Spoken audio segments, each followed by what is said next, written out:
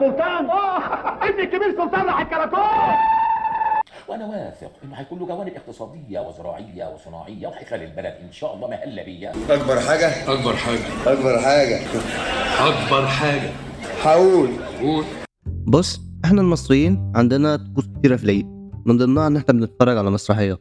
القنوات بتستغل الموضوع ده، بعد انتهاء المسلسلات بيملوا في وقت العيد ده بالمسرحيات، اللي كان فعلا اختيار حلو منهم انهم يعلقونا بالفن ده اللي كان بدأ عصر انهيار نجوميته. واللي اقصده هنا النجوم تبقى بتحب تعمل مسرحيات، يعني تلاقي النجم يعمل فيلم يجيب على ايرادات ومسلسل يكسر الدنيا، وبرضه تلاقيه عنده مسرحيه بيعرضها للناس وش لوش.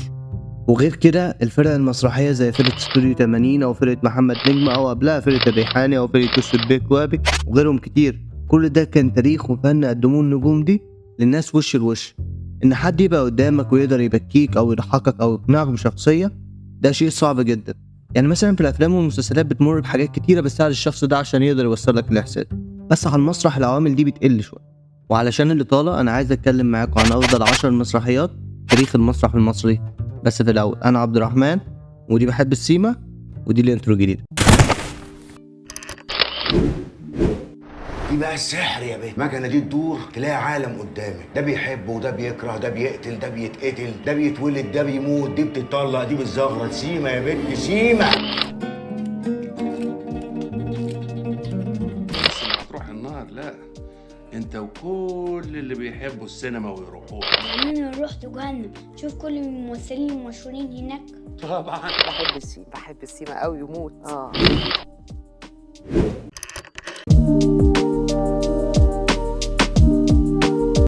رقم 10 معانا هي مسرحيه رايا وسكينه. من ناحيه هتشيل. يعني مش عارف ابدا معاك ازاي الكلام عن المسرحيه دي. المسرحيه دي بتتكلم عن واحده من ابشع الحكايات اللي حصلت في تاريخ مصر، قصه جماعه قتل متسلسل. تناولها على المسرح بطريقه كوميديه ده غريب شويه، خصوصا ان اقرب عمل حكى القصه دي حكاها بطريقتها الاصليه، فانهم يعملوها بطريقه كوميديه دي كانت جرأه كبيره منهم. ودي الفكره من ان المسرحيه عاشت لغايه دلوقتي. غير فكره اجتماع شاديه مع سهير البابلي وعبد المنعم مدبولي، دي لوحدها جبار. المسرحيه دي بطلتينها في اختلاف كبير في تاريخهم المسرحي. يعني هنبدا من عند استاذتنا سهير البابلي اللي تاريخها المسرحي يعتبر اكبر من شاديه. سهير البابلي ما كانت ما تفهمش الاستاذه دي ازاي على المسرح، عندها حضور طاغي بطريقه رهيبه وبتعرف تضحكك من الهوا. مفيش حد اتفرج على سهير البابلي وما ضحكش. وتضحك كمان، دي كلمه قليله على الاستاذ سهير البابلي اللي كان معاها الوجه الاخر ليها شاديه، اللي عمرها ما عملت مسرحيه قبل كده وكانت خايفه ومش حابه تعملها، لولا الاستاذ حسين كمان مخرج المسرحيه اقنعها بيها بالعافيه. بس انا مستغرب ازاي اسطوره زي شاديه كانت بتعمل حفلات قدام جمال عبد الناصر، وكمان اسطوره غنائيه زي دي خايفه تعمل مسرحيه. هي كانت بتقول انها مش عايزه تضحي بتاريخها الفني وتعمل مسرحيه ما تنجحش، بس هي وقفت على المسرح. واللي حصل بعد كده لو هنقول اسطوره عمل واحد، فشاديه في رايا وسكينه تستحقوا بجداره. وباقي الادوار كمان، يعني الاستاذ عبد المنعم مدبولي، الراجل ده على المسرح ارتجالي بطريقه غريبه جدا، لدرجه ان الممثل اللي كان عامل دور عبعال قبل احمد بدير اللي هو الاستاذ حمدي احمد ساب المسرحيه بسبب الارتجال بتاعه. حمدي احمد ما كانش قادر على مواكبه عبد المنعم مدبولي، وعلى فكره حمدي احمد ممثل كبير جدا، فانه ما قدرش يواجه عبد المنعم مدبولي. ده يوضح لك عظمه الاستاذ عبد المنعم في مشهد انا الاستاذ عبد المنعم مدبولي، انا مدرسه وهو مدرسه، هو مدرسه الكوميديا دي الارت، الكوميديا المرتجله، وانا ما اعرفش انا اعرف ازاي اشتغل نص، بيفضل هو يقول وانا ساكت. والدور الاخير بشخصيه عبعال اللي هو عمله احمد بدير انه كان عارف يسد قدام سهير البابلي، ده بالنسبه لي هو اعظم حاجه في الدور ده على المسرح. المسرحيه دي كفايه انها قدمت لنا شاديه على المسرح. يا تلقيحه يلا الشيطان يقولك يا قبيحه، انت القباحه دي منين؟ منك. طلع اخصى عليك يا حسبو. بالهمس يا سعبان. ايوه بالهمس مش باللمس. رقم 9 معانا مسرحيه على الرصيف. انا دلوقتي بس عرفت الدعم بيروح فين. طب بص، المسرحيه دي نسبه الناس انها تعرفها باسمها الاصلي اللي هو على الرصيف اقل بكتير من الناس اللي تعرفها باسم المسرحيه السياسيه الاقوى في التاريخ الممنوعه من العرض بامر الرئاسي وتعرض دخيلا. ده التايتل اللي اتعرفت بيه المسرحيه دي، ويمكن ده كان قبلة الحاليه عشان الناس تشوفها وترجع تديها فرصه تاني، لا وكمان تخليها مشهوره في وقت قصير جدا عن باقي المسرحيات. يعني المشهدين دول انا متاكد اني خبطت في واحد منهم على الاقل، المشهد ده مثلا او المشهد ده. المسرحيه دي تعتبر ابداع استاذنا حسن عابدين. يا سلام على الراجل ده غريب. اول مره شفته كان في فيلم ضرب الهوا، والمنظر اللي شفته له ما كانش احلى حاجه خالص، ولازم اتهزق بيها. اتهزق. بس يوضح لك الراجل ده شغوف وعنده استعداد يعمل ايه عشان يوصل المعنى. الراجل ده لما بيبقى على المسرح الموضوع بيكبر اكتر ويتوحش اكتر كمان، والمسرحيه دي كان فيها عالي جدا. وكمان من ابطال المسرحيه دي استاذنا وعمنا كلنا حسن حسني. طب اقول لك ايه، يعني الراجل ده انا مش عارف والله الله يرحمه، الراجل ده بجد كان بيتحول لبني ادم تاني على المسرح. كميه البهجه اللي دخلها على قلوبنا كانت كبيره جدا، والمسرحيه عشان النجاح اللي عملته معانا في وقت قصير، وعشان استاذنا حسن حسني واستاذ حسن عابدين لازم تستحق انها تكون معانا. سرق مصر كان في الاصل حيواني. سنة 80 قالوا لنا هتطلعوا من عنق الزجاج، احنا مرضناه. رئيس وزراء اكبر لا مفيش اكبر، هو كده حلو قوي. المسرحيه رقم 8 معانا هي حزمني يا صدقي المسرحيه اللي قدمت لنا محمد هنيدي كنجم كوميديان من الدرجه الاولى. انا عايز اقول لك حاجه قلتها قبل كده في حلقه هنيدي ممكن تبقى غريبه، بس انا بحب الاستعراضات بتاعت فيفي عبده في المسرحيه دي، كانت جميله جدا. فيفي ما قدمتش غير الاستعراضات بصراحه، بس هي كانت كفايه جدا. الكوميديا اللي كان قايم بيها هنيدي كانت جديده جدا في الوقت ده، والكوميديا اللي فاتت السريعه والغريبه، هو كان قايم بالموضوع ده على اكمل وجه. وبصراحه الفصل الاخير بتاع شريف منير وجرب نار الغيره وقول لي، انا مش مصدق كميه الطاقه اللي عند الراجل ده في المشهد ده. خد الموضوع بجديه لدرجه يمكن شريف منير ملوش علامات في المسرحيه دي او علامات تاني في المسرح اكتر من الفصل ده. المسرحيه دي اللي خلانا نحطها هنا غير تاثيرها في مشوار هنيدي، هي ممكن انها تعبر عن الايرا بتاعه المسرح ده باختصار، يعني تقدر تجمع فيها لبنده رهيعه ومعاهم عفروتو وكمان حكيم عيون وشويه بلط. السواق بتاعنا وقال لي سوني تعالي اعلمك السواقه في الشقه. وده ساق ايه يا سوني؟ الهبل على الشيطانه. ما شفتش وشك، كان على وشك تراب. انا لازم احط تراب وانا اطلع للعدو بوشي كده. صح مش كانت هتبوظ منكم الثوره دي؟ ليه؟ مش كنتوا 18 واحد وانا جيت وقفت جنبكم بقيتوا 19 وقامت الثوره. رقم 7 معانا هي مسرحيه عش المجانين. من خيار الناس. زمان ان انا اتكلم عن مسرحيه لمحمد نجم على انها من افضل مسرحيات المسرح المصري كانت غريبه جدا بالنسبه لي، بس المسرحيه دي مغيره عندي حاجات كتيره، كفايه انها عندها واحد من اعلى افيهات المسرح المصري. شفيق يا راجل. افيه نجم عاش عليه لفتره طويله جدا. المسرحيه دي انا حاططها تقدير لحاجات كتير، اهمها تقديرا لمحمد نجم نفسه اللي وهب شغله كله للمسرح، مسرح بس، وعمل فرقه وجدد فيها وكل شويه كان يجيب نجوم مختلفه ويعمل مسرحيات كتير. عش المجانين من اوائل المسرحيات دي انا عارف، وكمان المسرحيه دي ممكن تكون اقل من مسرحيات تاني شهره، بس السبب انها هنا هي فعلا تقديم شكر لمحمد نجم وتقديم كمان شكر للفرقه المسرحيه. الاستاذ جاد الحق متولي عويس العتبه. شبرا يا سيدي العتبه شبرا الاثنين زحمه. والله مش عاجبك بقى خد لك تاكس. ممكن بقى اعرف البعيد مين؟ دربو. مين؟ دربو. رقم 6 معانا هي سك على بنات. ده الكوبري اللي في وسطيكم. بص انا معظم حياتي ما كنتش من معجبين المسرحيه دي ببساطه، لاني كنت بحب استعراضات شريهان، وهنا ما عملتش استعراضات، بس مره قلت كده اجرب واشوفها، وبصراحه وادي المهندس ده ازاي بيفكر، عاوز افتح دماغ الراجل ده الله يرحمه يعني، واعرف ازاي بيفكر، يعني يبقى ازاي عنده كيمياء مع اي حد. الراجل ده شوفه بيمثل من امتى، وكل الاعمال اللي انا شفتها له عمري ما جلت منه في كيمياء مع حد. ده هو مخترع واحده من اهم مدارس الكوميديا اللي هي كوميديا الافيه، وانتصر بيها في فيلم شنب والنضاره على افلام كتيره تاريخيه، موضوع تاني ممكن بحكي لكم عليه.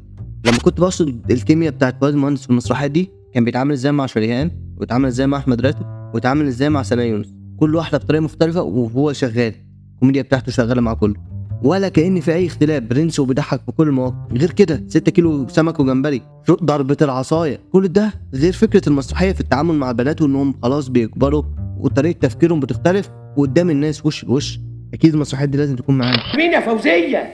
في حمام البخار الرؤية متعذرة، تحسس وانا عمال احسس واعتذر، دي جت في حتة غلط انا اسف. اختي ما حدش فاهمنا حاجه، مالنا ما احنا كويسين اهو، اتجوزنا وخلينا. ده كيلو سمك وجمبري والحاج عبد الموجود موجود، ده الكوبري اللي في وسطيكم. بلاها سوسو خد نادي. المسرحية رقم 5 معانا هي الزعيم.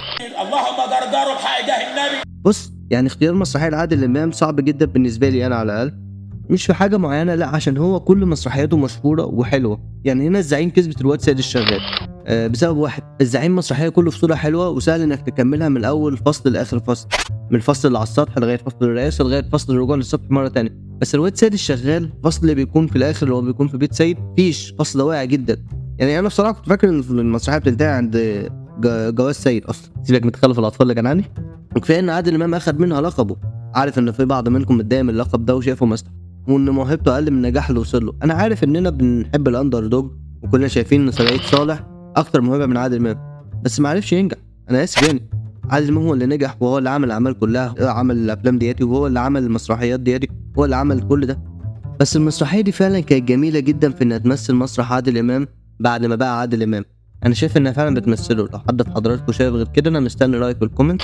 دول جايين لحاجه تانية خالص يا فندم. حاجه تانية ايه؟ دول جايين لعادل امام الممثل اعدموه. كل الليل شغال لما نفسه اتقطع، وده من اجل تدعيم ثورتنا مع شعوب العالم. واديله زي ما هو عايز مانجا ياخد مانجا، عايز فراوله ياخد فراوله، فلوس ياخد فلوس، وهو محتاج فلوس. اللهم صل على النبي، ده بيركب ببلاش. ربنا يخليه لنا يا رب وكتر له فيتاميناته، اللهم كتر فيتامينات الرئيس. والمسرحيه رقم 4 معانا هي المتزوجون. عارف الم البنطلون الجاكيته ضربت. بص في الفيديو اللي فات بتاع كوميديا الحركه انا اتكلمت على الكوميديا الحركيه اللي استخدمها سمير غانم في المسرحيه دي وازاي استخدمها بشكل كبير في المسرحيه ديت. بس المسرحيه دي بعيدا عن الجزء الكوميدي اللي استخدمه سمير غانم في المسرح، دي فيها حاجات كتيره حلوه. اول حاجه مثلا الديكور اللي كان في بيت حنفي ومسعود، ده جامد جدا ومرسوم كويس. انا عارف ان انا قلت مش هتكلم على سمير غانم، انا اتكلمت على الجزء ده بتاعه قبل كده، مش عاوز ابقى بعيد كلام، بس الثنائيات اللي كان بيعملها مع كل نجوم المسرحيه دي كانت روعه، سواء اللي كان بيعملها مع شيرين او اللي كان بيعملها مع جورج. خلاص نسيب سمير ونروح لجورج. مشهد البيض لوحده ده تاريخ على فكره. وعلى ذكر الموضوع، جورج اتسمم وهو بياكل مره البيض على المسرح، وكانوا بيبدلوه في اكل تاني، بس يوم التصوير رجعوا للبيض. جورج يمكن الناس تفتكر ليه المسرحيه دي اكتر من اعمال تانية كتير، هي دي المسرحيه اللي عاشت وعايشت معانا ذكرى جورج سيدو. وغير فكرتها اللي هي كانت كويسه جدا، فكره الكلام عن الطبقات على المسرح دي فكره حلوه، فتشك نكت ما تستبش. الشوربه الاول بقى يا روحي عشان اظبطها واروح داخل على الملوخيه. مش الملوخيه معموله من الفرخه؟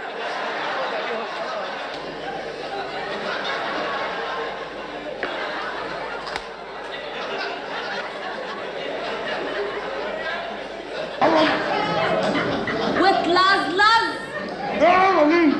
رقم 3 معانا هي مدرسة المشاغبين. كل واحد يخلي باله من مغاليب. وجود المسرحيه دي هنا متوقع بشكل كبير جدا. طبيعي المسرحيه اللي قدمت احمد زكي، اللي عرفتنا يعني ايه موهبه بحجم سعيد صالح، عرفتنا ازاي تقدم كوميديا بشكل مختلف ودور رائع راحل يونس شلبي. طب انا اتكلمت عن سهير البابلي قبل كده، بس هنا في المسرحيه مختلفه عن رايه وسكينه. في رايه وسكينه كانت بتقول نكت اكتر، انما هنا ما كانتش بتقول لان دورها كان مختلف. عندنا عادل امام وسعيد صالح ويونس شلبي كله بيقول نكت، عايزين حد يكون شخص موجود يعكس تعبيرات عن النكت اللي بتتقال. وهنا كان ايه من دور سهير البابلي، كلهم بصراحه ادوا الدور فوق الرائع. نيجي بقى لمعشوق الجماهير يونس شلبي. عارف انكم مستنيين سعيد صالح، بس في المسرحيه يونس شلبي في المسرحيه دي كان صاحب الكوميديا المختلفه. شوف معايا الطريقه اللي هي كان بيقول بيها الإفيه ده او ده، بص على تعبير وشه كده، ازاي بني ادم بيعمل كده في السبعينات الله يرحمه. هم كل ابطال المسرحيه مات الله يرحمهم، يعني العايش الوحيد هو عادل امام.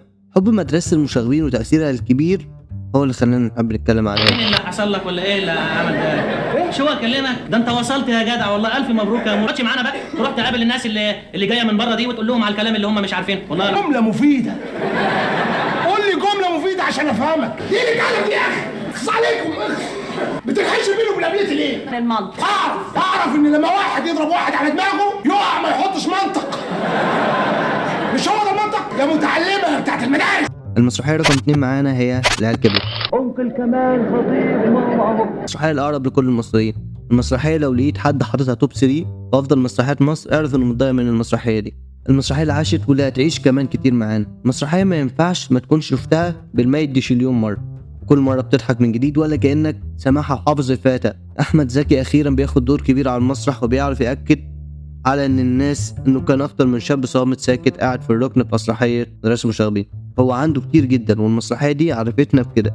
واكيد مشواره الفني اللي يعتبر واحد من افضل الممثلين مصر اكد المعلومه دي. المسرحيه دي كانت التجلي الاكبر لعم الكل استاذ سعيد صالح. من اول ما دخل على المسرح هو ما خلاش حد زهق، ضحك بس. جبت ب 60 جنيه بيبس، ايه الجمله دي؟ مرورا بس، مش عايز شهاده ولا بتاع وتذكرت لغايه نسخه تلك الاصل العلقه اللي فاتت. كل دي افيهات لسه بتجيب ضحك لغايه دلوقتي.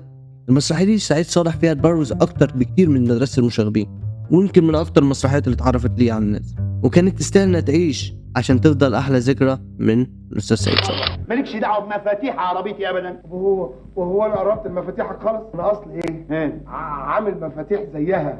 كنا قلمين، اديته قلمين، لا 9 على كام بوليه على كام شلوطه زطنط طبق الاصل العلقه اللي فاتت. لا قلم ده مش قايل لي روح اشرب بيبس. بيبس بيبسي ب 80 جنيه. المسرحيه رقم 1 معانا هي الهمجي. سرت نفسك والحقيقة. من غير زعل او انك تتعصب، استنى بلاش ديسلايك، هوضح والله المسرحيات دي ليه هنا. مش كونها بتمثل مسرحيه الهمجي نفسها، بل انها بتمثل ما اسميه انا في رايي الشخصي اعظم تجربه مسرحيه على المسرح المصري. لما حبيت اختار مسرحيه واحده من التجربه دي اللي هي ضمت انت حر، المهزوز، الهمجي، وجهه نظر، تخاريف، والجوكر، وانتهى الدرس يا غالي. انا الهمجي شايفها انها مش عملت المسرحيات دياتي من حيث الفكره من كون تجربه عظيمه. لو حابب تعرف على التجربه اللي انا اقصدها ممكن تشرفني وتتفرج على الفيديو. المهم الهمجي فيها الحريه بتاعت انت حر، الثقه بتاعت المهزوز، والفكره اللي كانت في وجهه نظر، حتى الخيال اللي كان في تخاريف. بالاضافه ان محمد صبحي مارس فيها اعظم نوع الكوميديا اللي هو الكوميديا الحركيه اللي مارسها في الجوكر وانتهى الدرس يا غبي، عملها هنا على المسرح في اخر الفصل. المسرحيه دي اتكلمت عن تاريخ الفرقه في اللي قبل كده واللي بعد كده كمان، وكمان المسرحيه دي ما اعتقدش انها ممكن تتعمل على المسرح تاني. يميز الإنسان عن باقي المخلوقات. واحد اللي ما فيه واحد رفع صباعه. انت يا اخويا اللي في الجنب، لا اللي جنبك اللي نايم صحين، اصحى يا اخويا تشطف وجاوب. طيب انا في اول الفيديو قلت ان المسرح انهار نجوميته، بس هل ده معناه ان المسرح نفسه انهار ومش هنقدر نعمل مسرحيات تاني تعيد بالشكل الكبير ده؟ لو خدنا بالنا اجدد مسرحيه هنا هي حزمني يا اللي اتعملت في اخر التسعينات. الاجابه اللي عندي ده المسرح ما انهارش خالص، لازال بيقدم مسرحيات كتير واغلبها بيكون حلو وبيمد المسلسلات بالنجوم. المسرح هو صانع النجوم. المسرح ليه متعته الخاصه، الجامعات فيها مسارح ما فيهاش سينما. المسرح هو واحد من اكبر اسباب قيام صناعه زي صناعه السينما اصلا، فبلاش نرميه لاننا هنفرد كتير جدا. اي شخص في خياله كان بيفكر انه يمثل كان بيروح يمثل مسرحيات كتير يتعلم، بعدين يبدا يسير طريقه للسينما. بس دلوقتي بقى بيقدروا يعملوا فيديوهات على تيك توك. نو اوفنس، ما اقصدش اي حاجه، بس قصدي انها مش طريقه تعليم سينما. سؤال اخير لحضراتكم، هل حد فيكم راح مسرحيه من المسرحيات دياتي، المسرحيات اللي بتتعرض حاليا يعني، ويا اخر مسرحيه شفتوها على المسرح؟ وبس كده اكون انا خلصت. شكرا ليك انك وصلت لهنا، وما تنساش ندعي لاخواننا، ولو عجبك الفيديو لايك وشير، ولو حابب تسمعني تاني في فيديوهات قديمه وفي جديد لسه هينزل اعمل اشتراك. سلام.